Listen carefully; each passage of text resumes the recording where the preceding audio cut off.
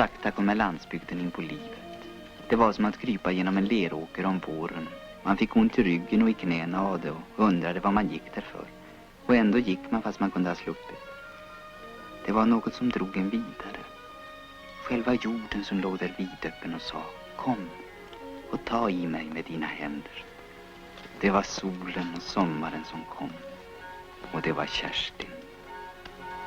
Göran!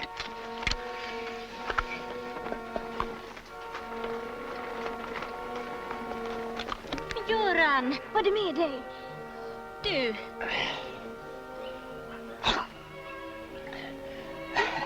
Ja, det är ingenting.